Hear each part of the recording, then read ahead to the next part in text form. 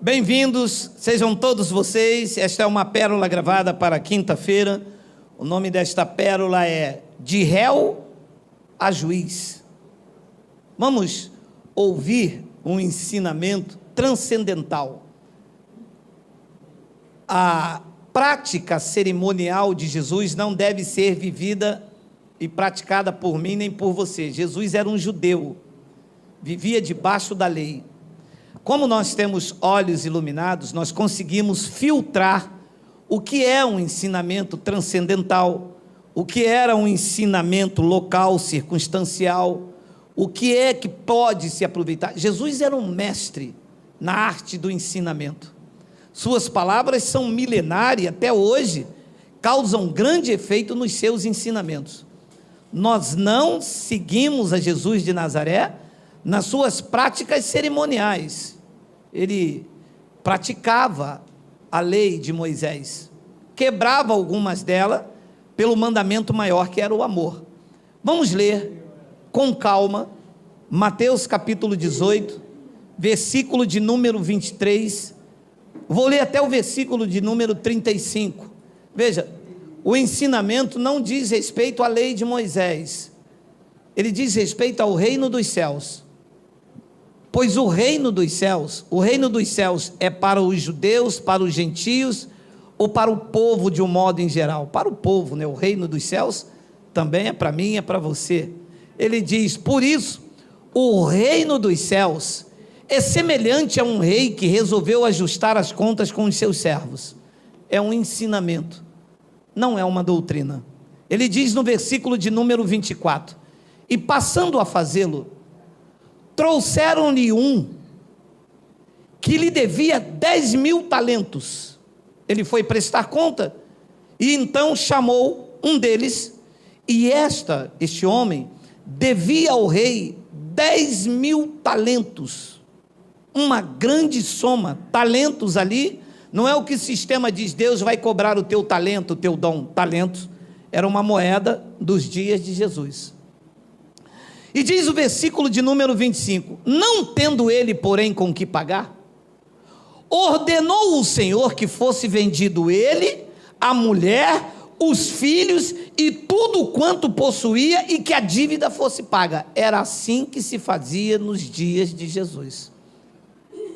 Era vendido como escravo, olha, mulher, filhos, pato, galinha, ganso, papagaio, o Rex, o Noah, tudo era vendido para pagar a dívida.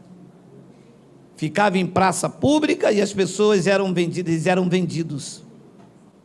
Diz o versículo de número 26, então, o servo prostrando-se reverente rogou, sê paciente comigo e tudo te pagarei.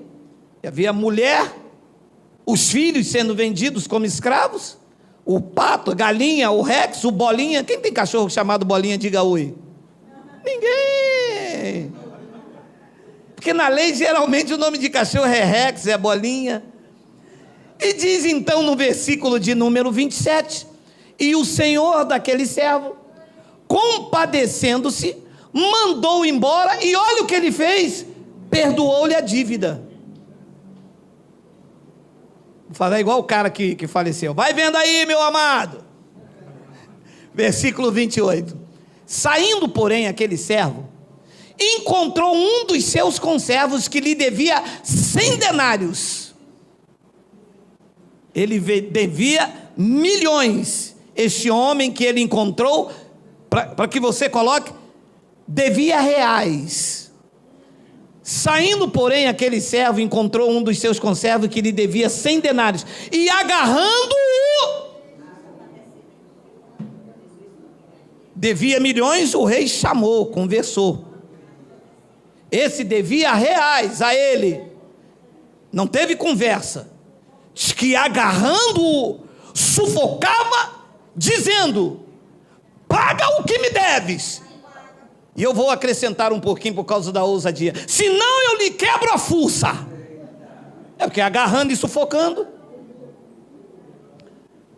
10.000 talentos.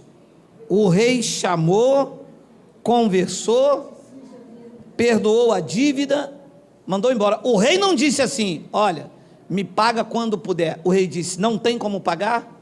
Por conta da tua mulher e dos teus filhos, eu perdoo a tua dívida.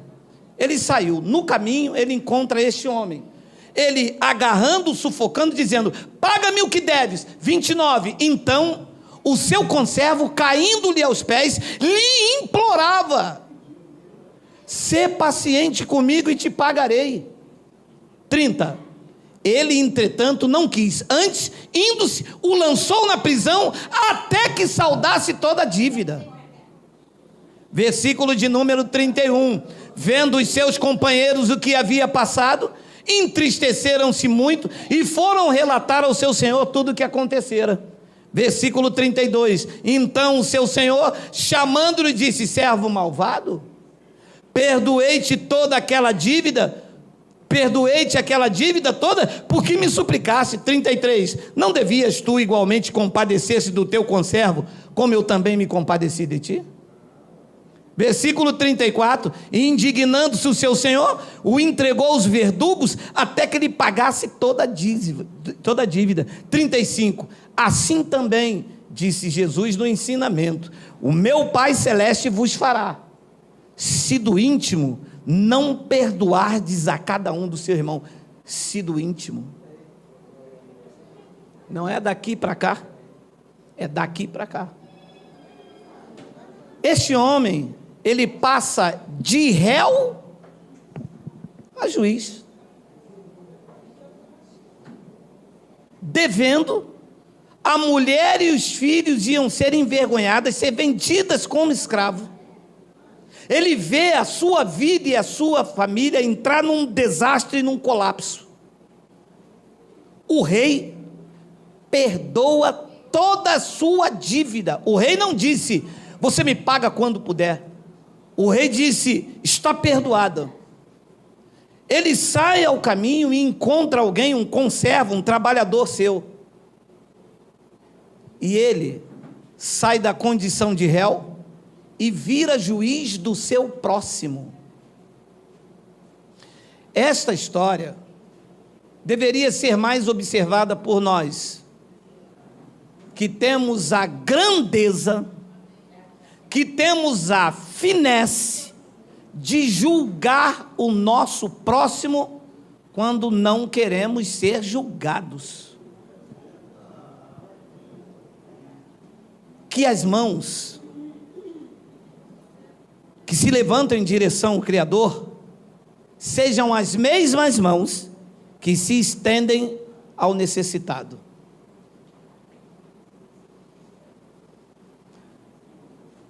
Em nenhum momento a graça de Deus serve para atacar o meu irmão. Da mesma boca não pode sair água doce e água salgada. Eu não sou juiz, sou um pregador do Evangelho.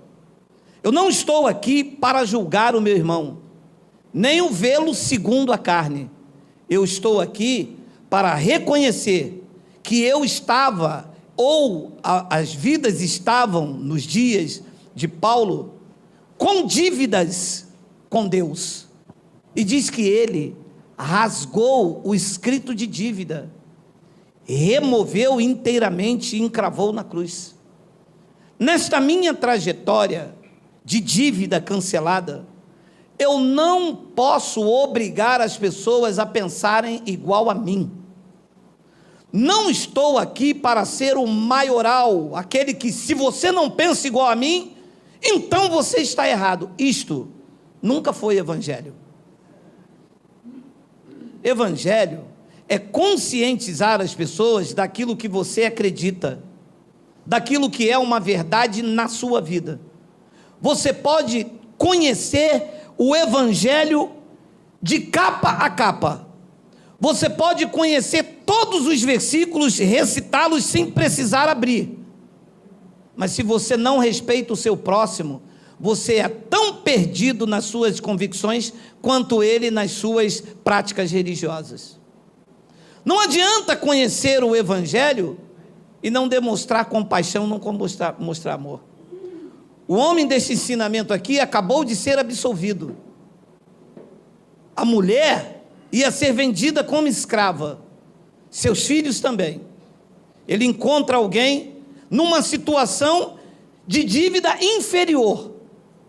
Perdoou, teve uma dívida perdoada de 10.000 talentos. Não perdoou 100 denários. Agora pare e pense. Ele foi denunciado pelo rei. Lembra ali? Que as pessoas vendo... Abençoado, você acha que as pessoas não estão vendo a forma como eu trato os meus opositores? Claro que estão. A sabedoria de um homem está aos olhos dos outros na forma em que ele trata os seus opositores. Eu não posso reagir da mesma maneira. O cara botou asa em mim, eu vou botar asa no outro? O que eu estou fazendo com isto? Eu estou divulgando esta perseguição implacável. Ele botou asa em mim, eu não vou lá no canal dele responder, não vou botar asa nele, não vou botar asa nos outros. Sabe por quê? Porque este não é o foco do evangelho. A dívida foi cancelada. Se a dívida foi cancelada para mim, que seja cancelada para o outro. Se houve perdão para a minha vida, que haja perdão para a vida do outro. Se houve amor para a minha vida, que haja amor para a vida dos outros. Qual é a minha função nisso? Pregar o evangelho e dizer que Cristo é suficiente para a minha vida. Quem quiser aceitar, aceita. Quem não quiser, não precisa ser meu inimigo. Não precisa me atacar. Eu não preciso atacar você. Eu não preciso fazer um vídeo aqui no YouTube e dizendo, porque eu não gosto de você aí de Roraima. Não preciso fazer isto. A insensatez se mostra pelas palavras. O sábio, o tolo, até calado ele é sábio. Da mesma boca, repito eu, não pode sair água doce e água salgada. Eu não posso fazer do evangelho espinhos. Os espinhos que eram para ferir as vidas foram na cabeça de Jesus de Nazaré. Eu não posso ser espinho, eu tenho que ser uma bênção para aqueles que me ouvem.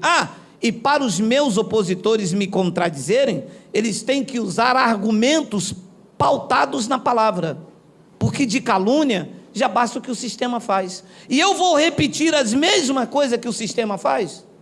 O sistema calunia. Esse senhor morreu, tal de apóstolo Erasmo, faleceu agora, meu respeito às famílias. Eu então iria brigar com ele, perder o foco do evangelho e ficar brigando com ele. Que você botou coisa em mim, eu vou botar agora um charuto na tua orelha, vou dizer que você é lá de Cuba e que você não sei o que. Sai da... Jamais eu iria me prestar a isso. Eu estou em outro nível, eu estou em outro patamar. A revelação que chega em mim não pode se prender a essas picuinhas. Eu sou da graça de Deus. O fruto dos meus lábios extravasa um conhecimento, um nutriente que alimenta a minha vida e a da minha família. Então eu queria dizer isso a vocês.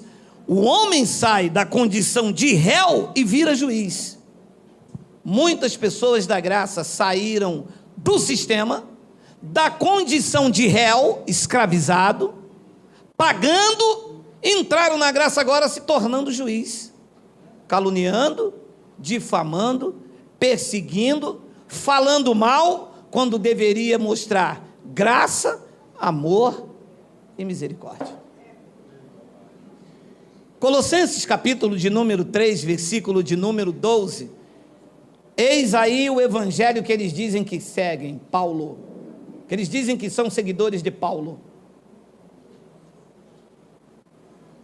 Alô, seguidores de Paulo, não tem como correr, porque está na gravação, né? Revesti-vos como eleitos de Deus, santos e amados, de ira, de vingança. E se o seu irmão não acredita que Jesus já voltou, você segura ele pela goela, mas você enfia a mão lá dentro da goela dele, mas arranca-lhe o pulmão. É para fazer isso? Não.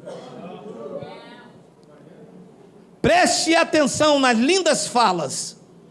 O apóstolo Paulo escreve aos Colossenses: revesti-vos, pois, como eleitos de Deus, santos e amados, de ternos afetos de misericórdia.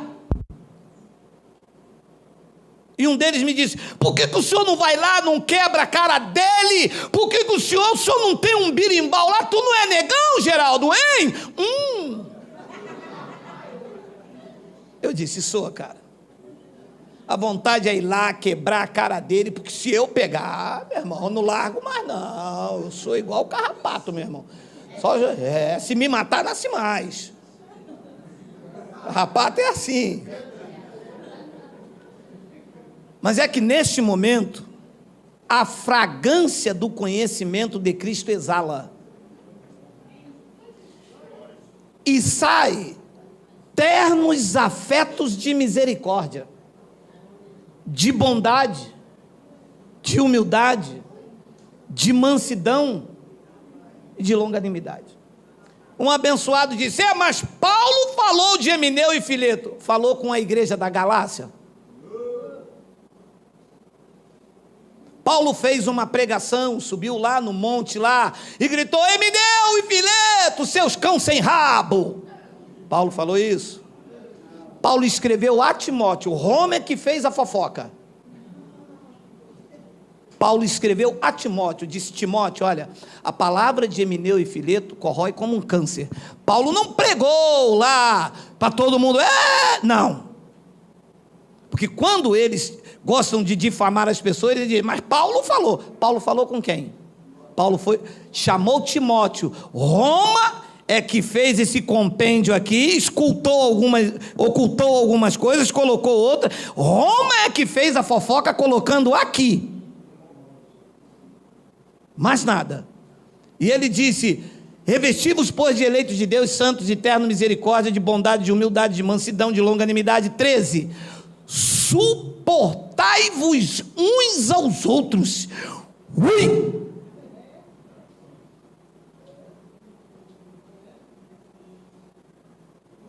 Mas não é para atacar. E o que eu acho interessante é o seguinte: eles saem do sistema, não conhecem nada de graça. Aí ouve Elcio de Jesus. Aí ouve Geraldo. Porque Geraldo é heresia. Mas vocês ouviram a gente? O que vocês sabem? Vocês sabem por meio desses homens usados pelo Espírito Santo. Vocês chegaram aqui tomando leitinho, quer virar como leão comer a gente? Eu arranco a juba de vocês. Olha, eterna bondade e misericórdia, esqueci. Suportai-vos uns aos outros em amor, perdoai-vos mutuamente, e caso alguém tenha motivo de queixa contra o outro, assim como aquele homem pegou o outro pela carne.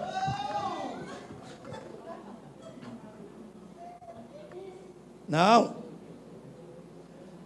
E se alguém tem motivo de queixa contra o outro, e assim como o Senhor vos perdoou, assim também perdoai-vos uns aos outros.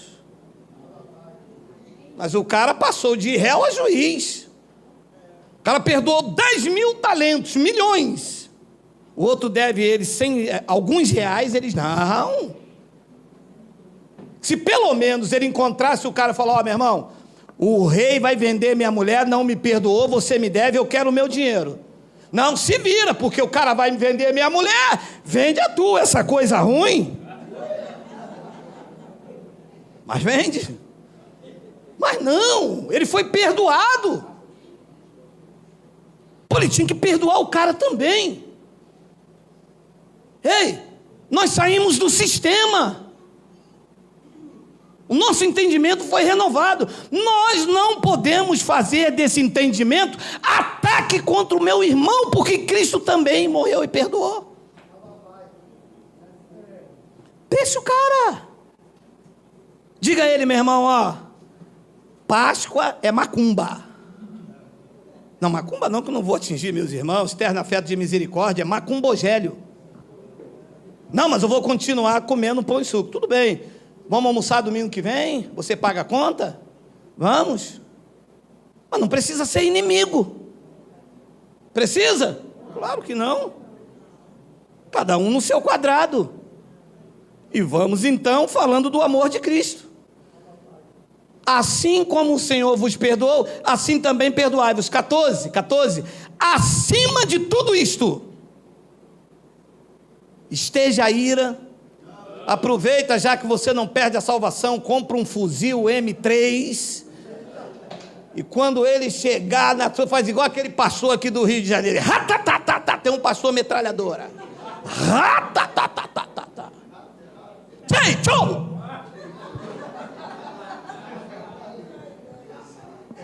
Acima de tudo isto, porém, esteja o amor, que é o vínculo da perfeição.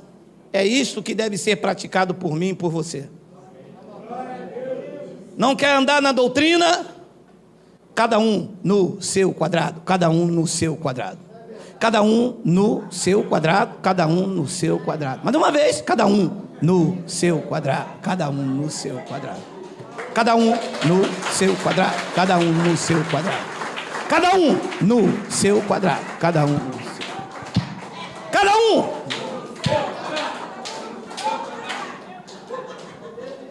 E os que são de Cristo, os que nasceram para a liberdade em graça, vai te ouvir e vai dizer: ah, papai, eu encontrei o bom perfume de Cristo, eu encontrei a palavra que dilacera a minha alma, eu encontrei alguém que pensa verdadeiramente com o Evangelho. Ali está uma família bendita do Senhor, ali está alguém que foi dilacerado pela graça de Deus, ali está, ali está, ali está, ali está, ali está. Onde estão? Aonde estão? Aonde estão?